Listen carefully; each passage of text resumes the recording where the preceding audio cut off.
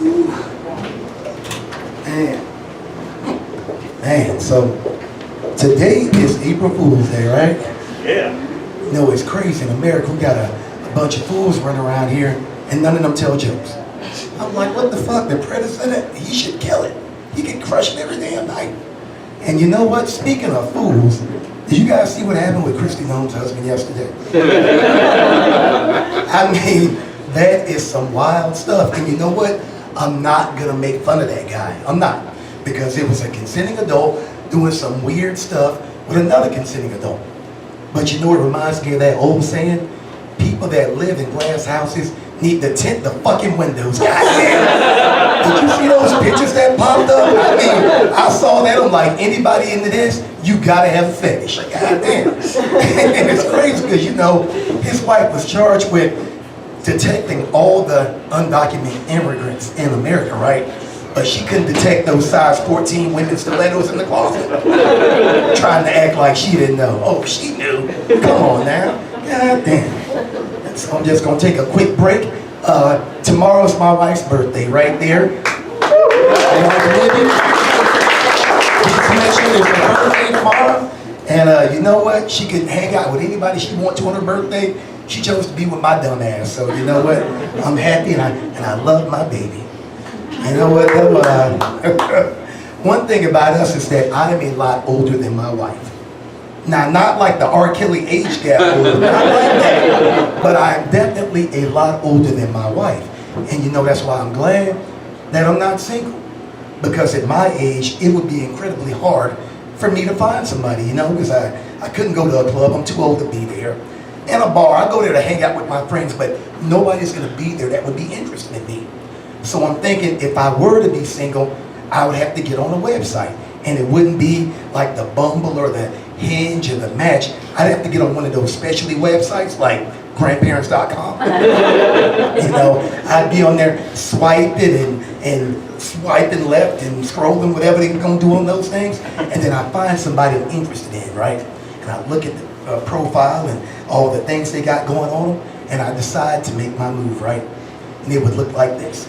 Hey, my name is Will, and I like your profile and your pictures, and I gotta ask you a question.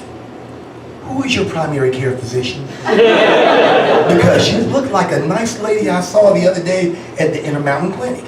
Now, if that was you, could you please kindly send me a list of your medications, your supplements, and your dietary restrictions? I'll bump them up against my list and see if we can go out. How about that? But you know, 2026 is crazy. I mean, if things get any worse, people gonna start robbing gas stations just to get the gas. Seriously, can you imagine that? You in Shell and some guy walk in with a bandana and a gun. He's like, hey, this is a stick up. And I don't want what's in the register. Give me 40 on 5, please. Hurry up. And also, if 2026 was a movie, shouldn't we be at the point where the superhero shows up? I mean, oh goddamn, where is he? Where's Superman? Captain America? I'd even settle for Captain Crunch right now. He could jump his ass off that cereal box and spray these delicious Crunch Berries around with that cold almond milk, you know. It ain't gonna solve nothing, but hey, at least we'll get a sugar high there. But I gotta get real with you guys. My father did pass on New Year's Day. Seriously, he did. And he is a man of his word because my father kept saying he was going to move on, but I didn't realize it was to the afterlife. Seriously. And my dad would have liked that joke, by the way. But like a lot of kids, you know, growing up, my dad was like a superhero to me, you know. In his prime, he was like 6'1", 240 pounds, and if you look at me, you can tell I'm his twin, right? But I love my dad's ability to make something out of nothing. My dad did not graduate from high school, but he was able to serve in the Navy, and then he was a master mechanic for 30 years, and he even had a successful painting business. And I decided that I wanted to be just like my dad, but he had other thoughts. He knew that I could go further than him. And you know what? He had an interesting way of motivating me. Guess what he did? He hated on every fucking accomplishment I ever had in my life. Yeah, I remember I graduated from high school, top of the class, and my dad said, well, that just proves you're not a dumbass.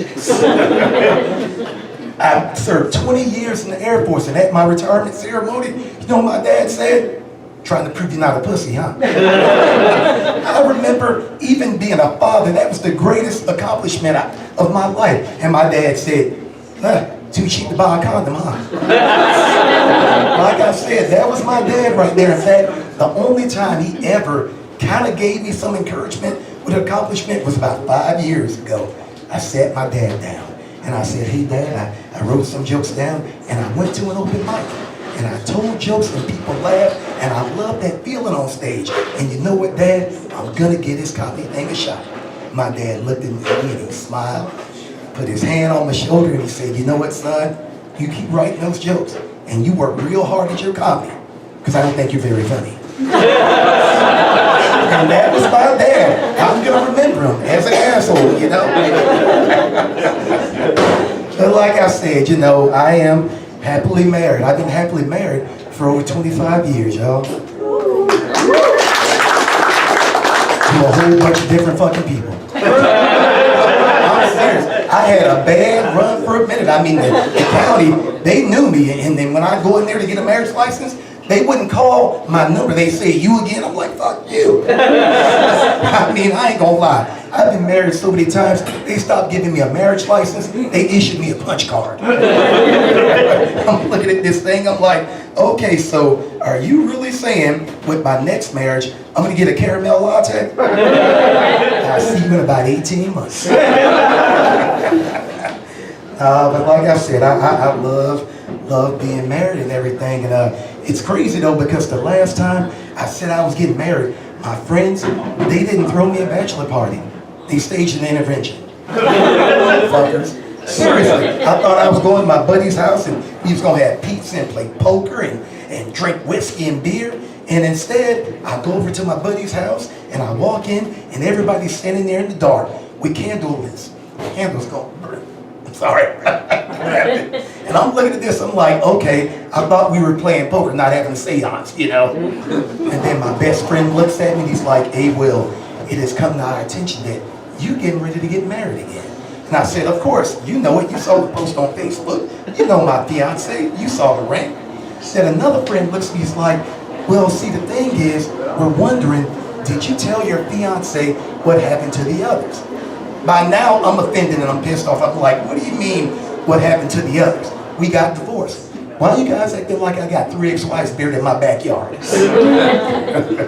But you know what, though? Like I said, my wife right there, I love my wife. We've been together this month. It'll be 9 years. She's my best friend and my soulmate. And you know what? I love everything about my wife. I do. You know I'm lying, right? I do not love everything about my wife. And there's one thing that she does, it gives me a complex, you know? See, my wife, she doesn't have a jealous bone in her body. Not one. And it's messing with me because, you know, I have a lot of female friends. She's met them. And I meet females all the time and guys as well because I'm into the comedy thing. And it doesn't faze her at all. And so I'm starting to think, damn, I'm not the trophy husband, I'm the ugly husband. I mean, because obviously my wife sees me as somebody that no woman is attracted to. And I'm up here just like, for the love of God, I would love for my wife to bust out of the bedroom one day with her phone up and go, who the hell is this bitch? I mean, I got feelings too.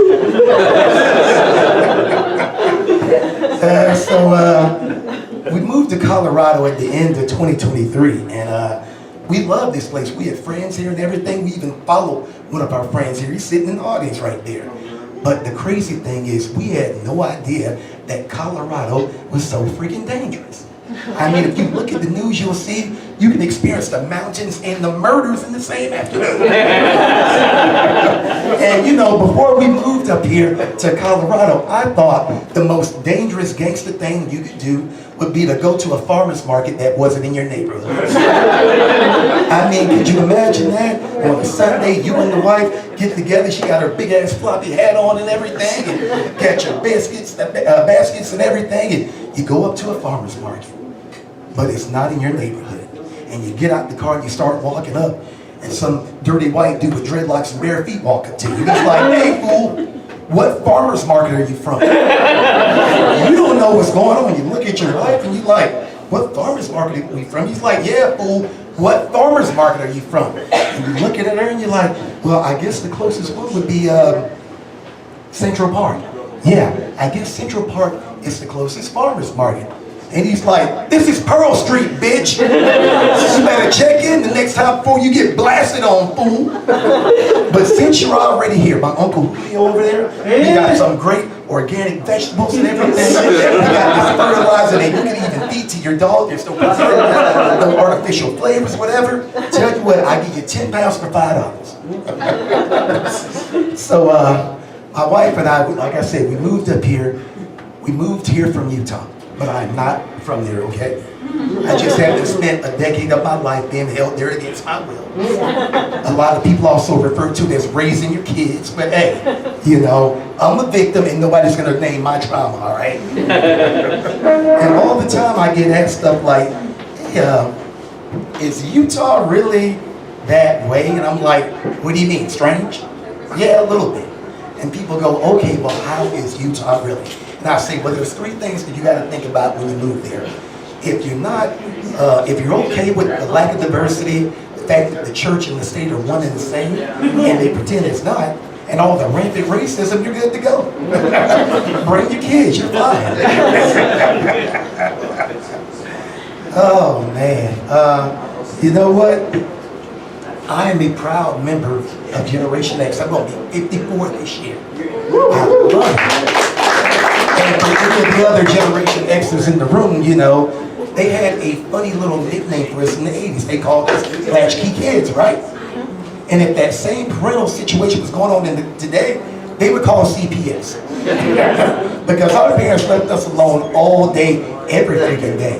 And it's funny how the kids now, they freak out when they can't find their phone. In the 80s, I was pretty much looking for my parents. And you know, hide and go seek gets really scary after the 3rd day. I'm like, where are my parents at? Another thing that's crazy though, is in 2026, racism it's like okay to be that way. And I don't get that. And you remember back in the day when the racists, especially went online, they hid everything, their name, their picture, whatever. But now, it's your buddy Chad on Facebook, you know?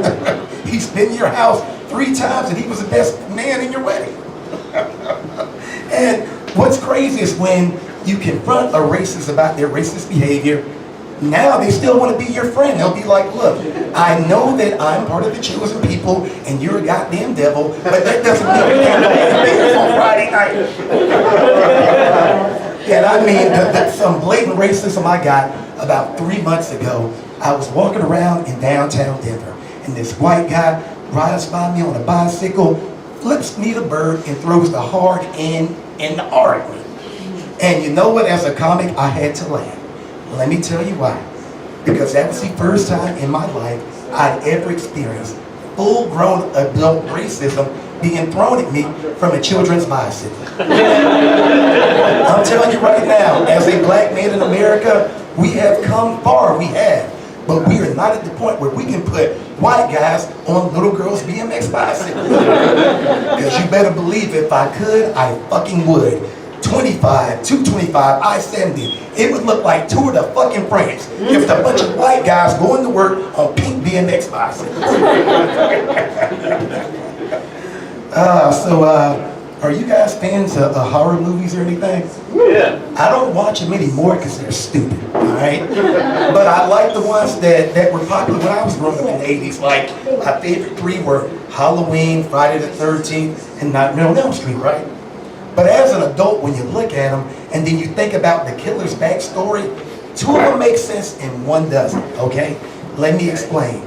Nightmare on Elm Street, right? Well, Freddy Krueger was a child killer in the family, you know, vigilantes, they got together and they burned his ass up. Now he's tormenting their kids in their dreams, right? And then you got Halloween, little crazy ass Michael Myers that decided to murder his sister in every few Halloweens he gets out because he likes that feeling, you know? But Friday the 13th doesn't make any sense. What's the backstory? Jason Voorhees, 6-year-old kid. drowns at Camp Crystal Lake because the teenage counselors were fucking and sucking each other and not paying attention, right? So please explain this to me. How the hell did a 6-year-old child drown in a lake and come back as a 6'3", 285-pound tight end? He played for the goddamn Broncos. And I'm up here thinking, what the hell did Jason drown in, HGH? And so my last joke, and then I'm gonna get out of here, is that I love to get on social media, obviously, for comedy, to put my profile out there, but I also like to get on my high school alumni page, because we're getting older, and unfortunately, a lot of us aren't here anymore.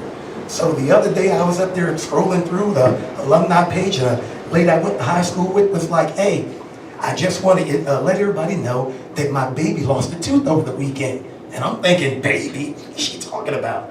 I look at the picture, and I wasn't going to say anything, but the comedian said, Will, get her. And I said, yeah, in a bar fight, this motherfucker's 28 years old. And